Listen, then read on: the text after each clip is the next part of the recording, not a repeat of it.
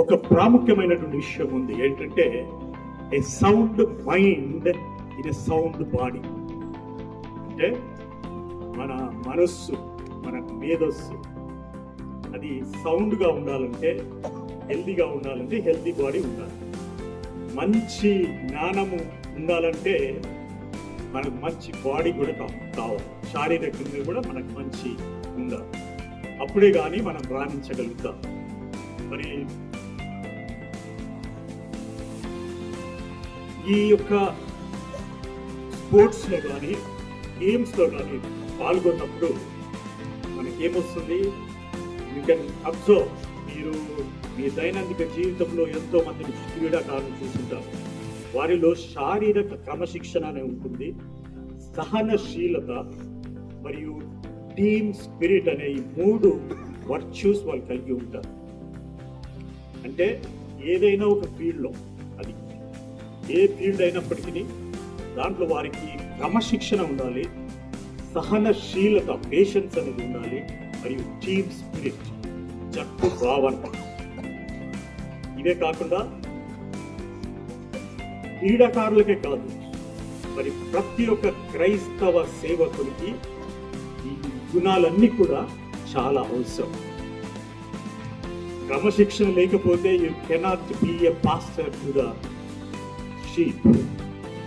మీ సంఘాల్లో ఉన్నటువంటి గొర్రెలను మేపాలంటే మీరు ఒక క్రమశిక్షణతో కలిగినటువంటి దైవ జ్ఞానంతో క్రమశిక్షణలో ఉండాలి. మరి అదే కాకుండా మరి మనము చర్చెస్లో సంఘాల్లో చూస్తూ ఉన్నాం. మరి గత I'm 65 years now. Last 65 years అంటే 5 years పోనీ 60 yearsలో నేను మన సిఎస్ఐ సంఘాల్లో చూస్తూ ఉన్నాం. అప్పటికి ఇప్పటికీ మరి చూస్తూ ఉంటే చాలా చాలా అన్ని రంగాల్లో అభివృద్ధి పొందింది. మరి ఈ రోజుల్లో మన పాస్టర్స్ చూస్తూ ఉంటే మరి మీకందరికీ నేను I don't want to say anything at this time, but you have to observe how the things are going on. మరి చిన్న చిన్న సంఘాలు అంటే చిన్న గ్రూప్స్గా ఉన్నటువంటి సంఘాలు ఎలా ఎదుగుతున్నాయి, మన ఎస్టాబ్లిష్ సంఘాలు ఎలా ఎదుగుతున్నాయో ఒకసారి మనం చూడాలి. క్రమశిక్షణ, ఆ సహనశీలత, ఆ టీమ్ స్పిరిట్ అనేది మనలో కనిపించడం లేదు. Everybody is selfish. What am I going to get? What am I today? What is my position? Where should I be? These are some of the virtues which are being cultivated among the preaching community nowadays. But Bible biblical perspective of sports అంటే క్రీడల పరంగా Bible మార్గ దర్శనం ఏంటంటే, అపోస్తలుడైన పౌలు కొరింథీయులకు రాసినటువంటి పత్రికలో క్రీడలతో క్రైస్తవ జీవితాన్ని పోలిస్తూ ఇలా అంటాడు. ఏమని? పందెంలో పరిగెత్తే వారందరూ పరిగెత్తుదురు గాని బహుమతి పొందువాడు ఒక్కడే. మీరు గెలుచుకున్నట్లు పందెంలో పరిగెత్తుడి. 1 Corinthians 9:34. పందెంలో పరిగెత్తే వారందరూ పరిగెత్తుదురు గాని బహుమతి పొందినవాడు ఒక్కడే. మీరు గెలుచుకున్నట్టు పందెంలో పరిగెత్తుడి. మన బ్యూటిఫుల్ కొటేషన్ కేస్ పరిశుద్ధైన పౌలు మరి సంఘాలకి రాస్తున్నాడు, కొరింథీ సంఘానికి. మీరు మీ దైనందిక జీవితంలో పరిగెత్తూ ఉన్నారు, పాల్గొంటూ ఉన్నారు వివిధ రకాలైనటువంటి కార్యక్రమాలు. మరి మీ పరుగులో మీ యొక్క అంతిమ లక్ష్యం ఏంటి? ప్రైజ్ కొట్టడం. కానీ అందరికీ సాధ్యమా? అది అందరికీ ప్రైజ్ వస్తుందా? కాదు. కేవలం ఎవరైతే క్రమశిక్షణతో, మంచి పేషెన్స్ తో, మరి టీమ్ వర్క్ తో ఎప్పుడైతే పని చేస్తారో వారికే ఆ యొక్క బహుమతి లభిస్తుంది.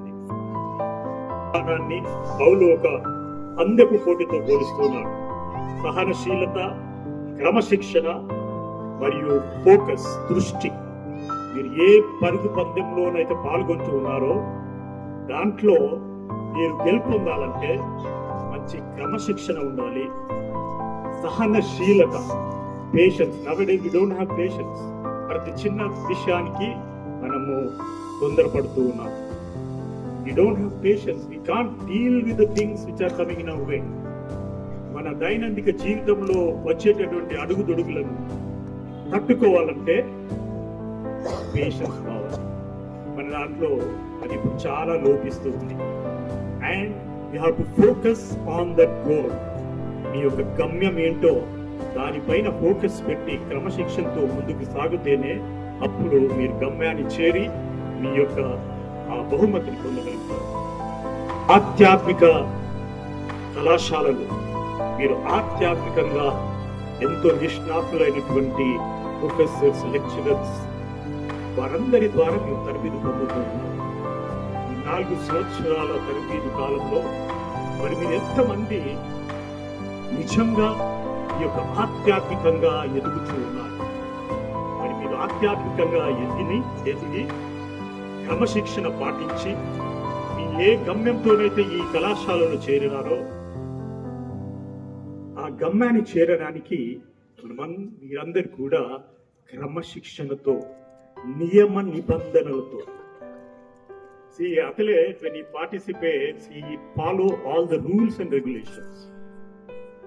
ఒక అథ్లెట్ కానీ ఒక ప్లేయర్ కానీ ఆ గేమ్ లో కానీ ఆ అథ్లెటిక్ ఈవెంట్ లో కానీ పాల్గొనాలంటే దానికి కొన్ని నియమ నిబంధనలు ఉంటాయి.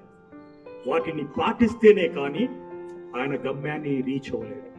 So also when you are in this spiritual education college, you have to set your focus and you should adhere. మీరు ఇక్కడ ఏ అయితే నియమ నిబంధనలు క్రమశిక్షణ ఏదైతే పాటించాలో అవి పాటించినట్టయితే మీ యొక్క గమ్యాన్ని మీరు చేరుకోలేరు. సో కాబట్టి పౌలు గారు మనకు జ్ఞాపకం చేస్తున్నారు, మీ యొక్క గమ్యాన్ని చేరాలంటే మీకు క్రమశిక్షణ, మరి నియమ నిబంధనలు పాటించేటటువంటి జ్ఞానం పెంపొందించుకొని సహనశీలతతో, క్రమశిక్షణతో మరియు టీమ్ స్పిరిట్ తో మీరు గేమ్స్ ఆడుతున్నారు. 4 groups, red, blue, yellow, green, అందరూ టీమ్గా ఆ యొక్క టెంట్ కానీ ఆ యొక్క కార్యక్రమాన్ని, ఆ యాక్టివిటీ మీరు చేసి ఉన్నారు. మీరు ఒంటరిగా దాన్ని చేయగలుగుతారా? లేదు, అందరూ కలిసి కట్టుగా చేసి ఉన్నారు. అందుకొరకే అంత దిగ్విజయంగా కనిపిస్తున్నారు. సపోజ్ నేను ఇండివిజువల్ గా నేను చేయాలంటే చేయలేదు. సో కాబట్టి మీరు ఆధ్యాత్మికంగా ఇక్కడ తరబిదు పొంది 4 సంవత్సరాల తర్వాత మీరు మీ సంఘాలకి వెళ్ళి మీ గొర్రెలను మేపేటప్పుడు కానీ, మీ గొర్రెలను ఏకతాటిగా చేయడానికి కానీ మీకు ఈ యొక్క టీమ్ స్పిరిట్ అనేది కంపల్సరీ ఉండాలి. అందరినీ కలుపుకొని పోవాలి. మరి సంఘాల్లో చూస్తున్నా ఒక్కొక్కరు ఒక్కొక్క మెంటాలిటీతో ఉంటారు. వారందరినీ కలుపుకొని పోతేనే మీరు సంఘాన్ని నడిపించగలుగుతారు. లేకపోతే సంఘాలు విచ్ఛిన్నమైపోతాయి. సో మీరు సంఘ కాపరిగా మీరు సంఘాలని సరి అయిన కాపరిత్వం చేయకపోతే అది వ్యర్థం. మీరు ఏదైతే గురితో, ఏ గోల్తో మీరు ఈ యొక్క ఏసీటీసీ కాలేజీలో తరబిదు పొందుతూ ఉన్నారో, బీడీ కానీ BTH కానీ ఏదైతే కోర్సులు చేస్తున్నారో దానికి మీనింగ్ లేదు. సో కాబట్టి you have to develop all these qualities, ఈ వర్చ్యూస్.